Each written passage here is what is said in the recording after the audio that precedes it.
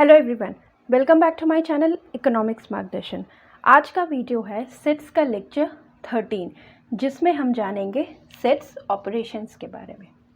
ठीक है, ये सेट्स ऑपरेशंस क्या होता है? देखो, जिस तरह हम नंबर्स के साथ मैथमेटिकल ऑपरेशंस जैसे एडिशन, सब्ट्रैक्शन, मल्टीप्लिकेशन या डिवीजन इन मैथमेटिकल ऑपरेशंस को परफॉर्म करते हैं, वैसे ही हम सेट्स के साथ सेट्स ऑपरेशंस को परफॉर्म करते हैं। ठीक है, जिसे हम पढ़ेंगे सेट्स ऑपरेशंस में। सपोज आपके पास दो नंबर है 2 एंड 4। ठीक है, आपने जब इन दोनों नंबर्स को ऐड किया, ठीक है, यानी कि इनके साथ एडिशन का मैथमेटिकल ऑपरेशन को परफॉर्म किया, तो आपको एक नया नंबर मिल रहा है जो कि है 6।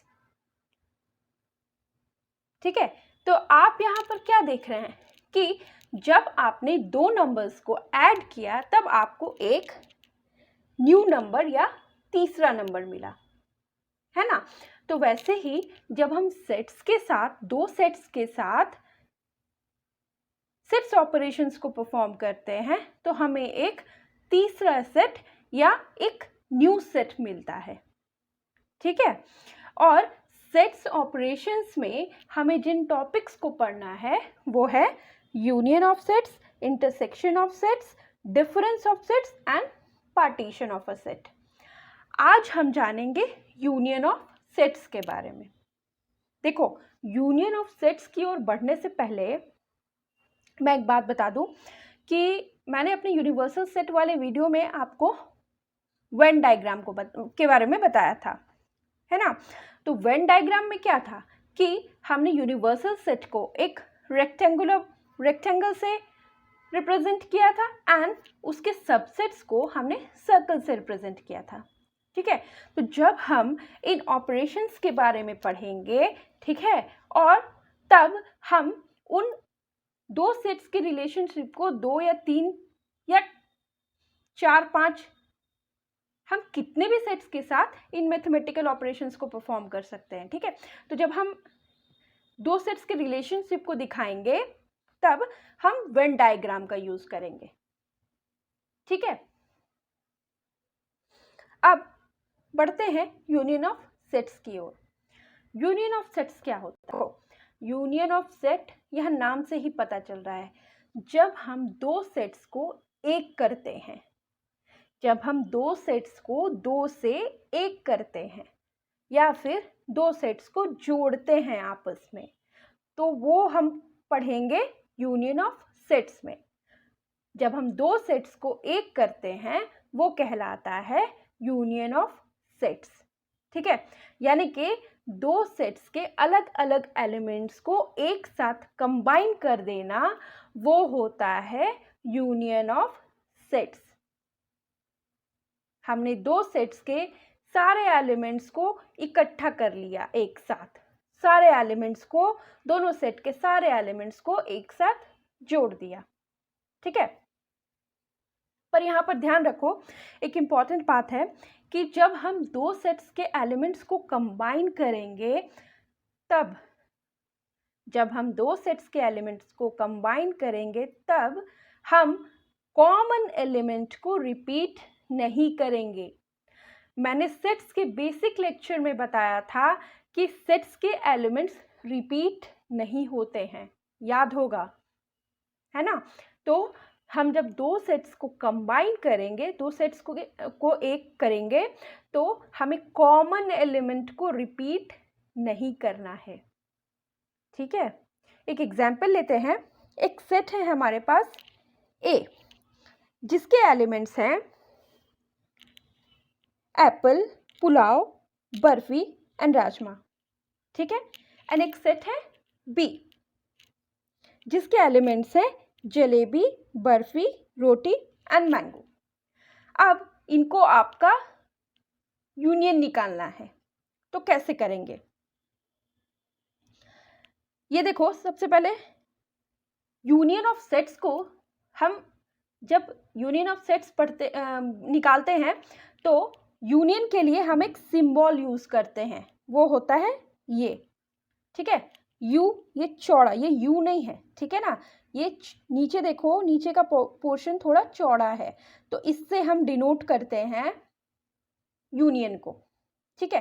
तो जब हम इन दोनों सेट्स का यूनियन करेंगे तो क्या होगा, A union B is equal to apple, इसमें भी है पुलाव, पुलाव को लिख दिया, देन बर्फी, बर्फी को लिख दिया, देन राजमा, राजमा को लिख दिया, देन जलेबी, जलेबी को लिख दिया, देन फिर है बर्फी। तो हम बर्फी ऑलरेडी लिख चुके हैं, ठीक है। हम बर्फी ऑलरेडी लिख चुके हैं एक बार, तब हम बर्फी को रिपीट नहीं करेंगे, क्योंकि हम कॉमन एलिमेंट को रिपीट नहीं करते हैं, ठीक है। हम लिख चुके हैं बर्फी, देन रोटी, रोटी, लास्ट मैंगो।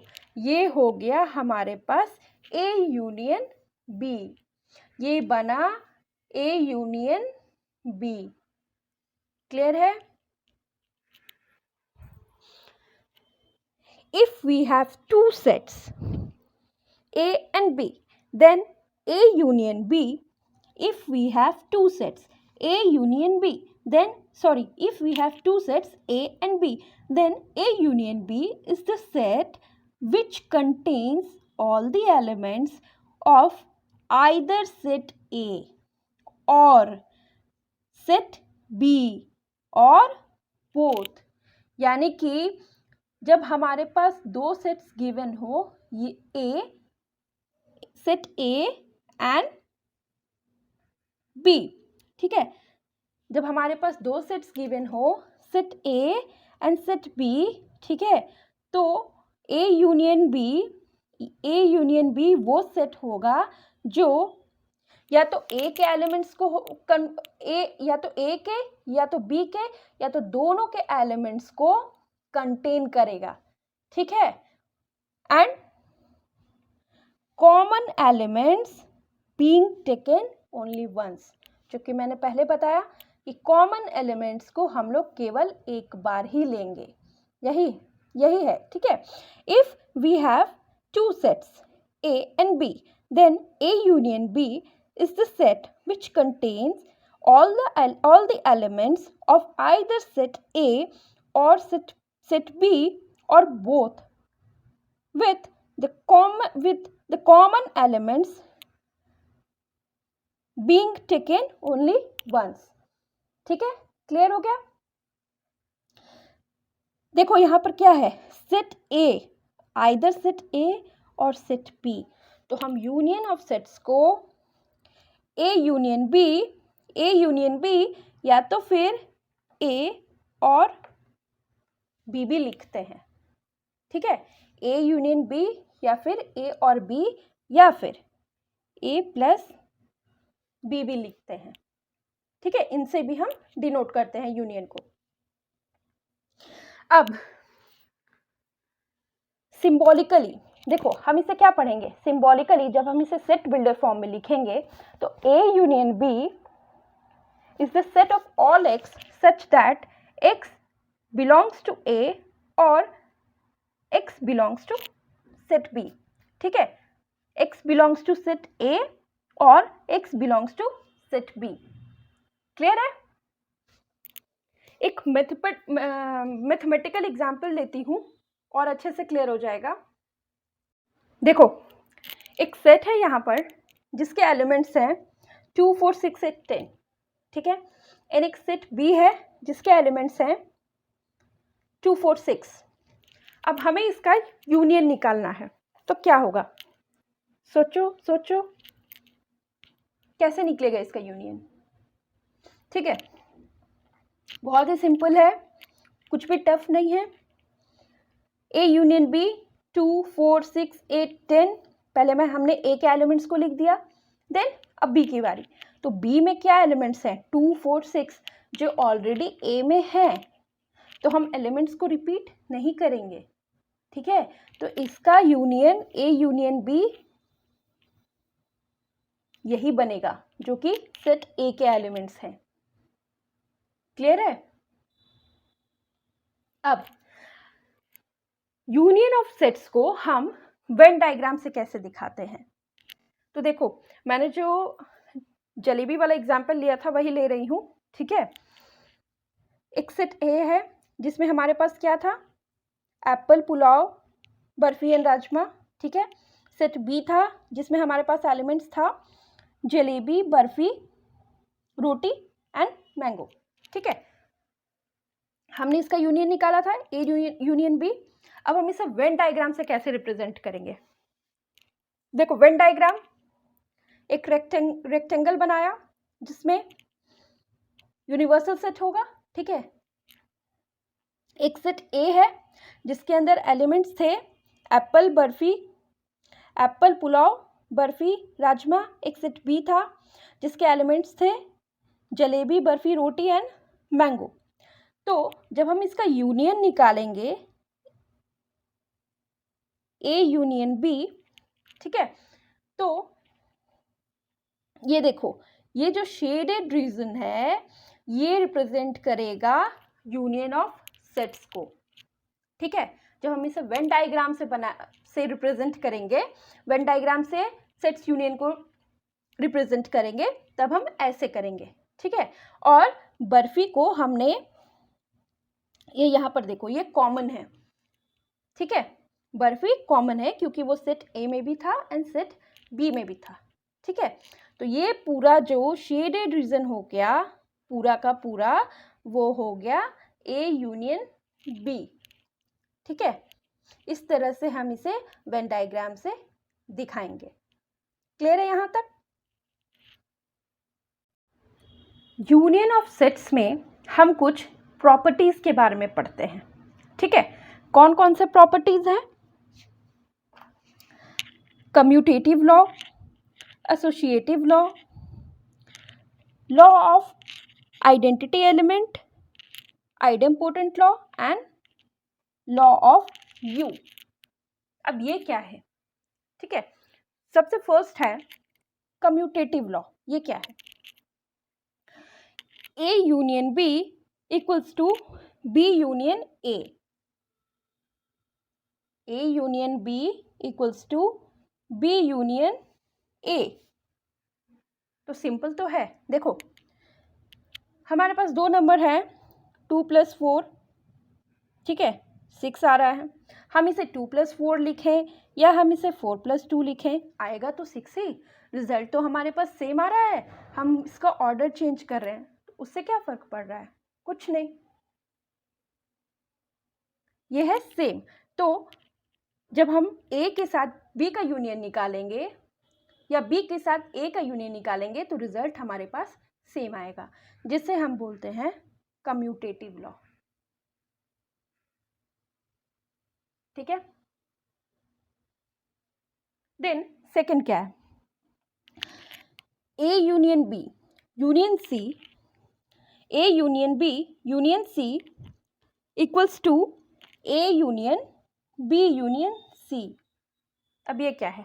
देखो, जब हम पहले ए का बी के साथ यूनियन निकालेंगे, फिर उन दोनों का सी के साथ यूनियन निकालेंगे, तो वो बराबर होगा ए यूनियन या बी यूनियन सी, ठीक है। फिर से एग्जांपल लेती हूँ, या आप 2 + 4 + 6 कर दो, हमारे पास रिजल्ट आएगा 12, या फिर 4 + 2 + 6 कर दो, हमारे पास रिजल्ट आएगा सेम। वही चीज़ यहाँ पर भी है, जो कि है एसोसिएटिव लॉ, ठीक है। दोनों का रिजल्ट बराबर होगा, ठीक है। देन थर्ड है A union empty set equals to A. इसे हम बोलते हैं लॉ ऑफ आइडेंटिटी एलिमेंट। ये क्या है? देखो, एक सेट हमारे पास है ए जिसके एलिमेंट्स हैं 1 2 3, ठीक है, और एक सेट खाली है जो कि बी, एम्प्टी सेट है। तो ये सेट तो खाली है, इसके पास कोई एलिमेंट नहीं है, ठीक है। हम इसका एक ए के साथ यूनियन निकालेंगे तो ऑब्वियस सी बात है कि हमें ए ही मिलेगा, ठीक है, क्योंकि बी तो खाली है। तो जब हम किसी सेट का एम्प्टी सेट के साथ निकालते हैं तो हमें वो सेट ही मिलता है, ठीक है। That is law of identity element, ठीक है। देन फोर्थ क्या है, A union A equals to A. ये तो ऑब्वियस सी बात है, एक सेट है, केवल एक ही सेट है, हम उस सेट का उसी सेट के साथ यूनियन निकालेंगे तो हमें तो वही सेट मिलेगा ना, ठीक है। ये है आइडेम्पोटेंट लॉ, ठीक। और लास्ट है लॉ ऑफ यू। ये क्या है?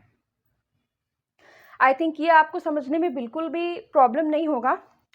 यूनिवर्सल सेट, जो सेट सारे एलिमेंट्स को कंटेन करता हो, सबसे बड़ा सेट, ठीक है। जब हमारे पास एक सेट गिवन है U, ठीक है, और उसका जब हम किसी और उसके सबसेट के साथ यूनियन निकालेंगे, ठीक है, तो हमें यूनिवर्सल सेट ही मिलेगा। यूनिवर्सल सेट ही मिलेगा क्योंकि यूनिवर्सल सेट तो सबसे बड़ा होता है, ठीक है। ऑब्वियस सी बात है, जब हम यूनिवर्सल सेट का ए के साथ यूनियन निकाल रहे हैं तो यूनिवर्सल सेट में ए के भी एलिमेंट्स होंगे, ठीक है, तो हमें यू ही मिलेगा, यूनिवर्सल सेट ही मिलेगा। इसे हम बोलते हैं लॉ ऑफ यू। क्लियर है? ये था यूनियन ऑफ सेट्स।